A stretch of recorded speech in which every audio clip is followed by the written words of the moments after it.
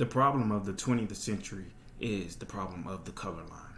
This famous quote comes from W.E.B. Du Bois, the author of this book, The Soul of the Black Folks.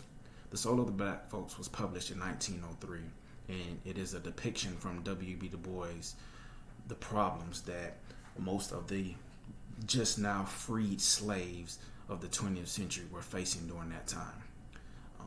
During that time, black folks had no direction, and a lot of them were feeling misled, confused, and didn't know where to go. W. Du Bois talks about all these points throughout this book. This book is composed of 14 essays that W.E.B. Du Bois composed over his lifetime. In this book, one of my favorite essays to read about was his essays disputing some of the facts from another prominent and famous civil rights activist of this time, Booker T. Washington. Booker T. Washington had another viewpoint of where he believed black folks should take to try to better themselves in America at this time.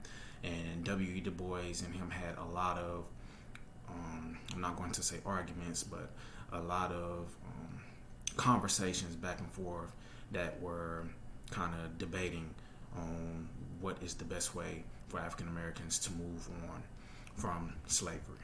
So I'm going to read a quick excerpt from that essay.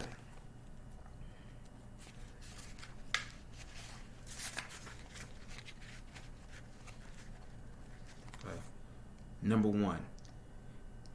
He is striving nobly to make Negro artisans businessmen and property owners, but it is utterly impossible under modern competitive methods for working men and property owners to defend their rights and exist without the right of suffrage.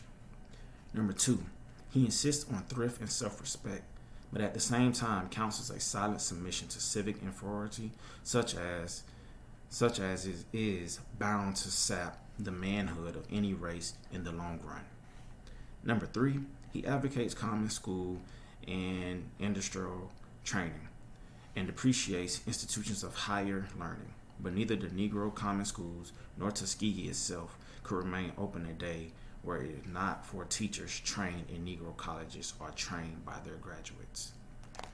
This quick excerpt just lets to kind of picks out what the two were arguing about and disagreeing on. Booker T. Washington believed that the common black folks of that time should not fight for civil rights, such as voting or equality.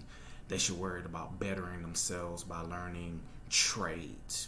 Whereas W.B. Du Bois believed that the mind was one of the most positive things for the common black folks to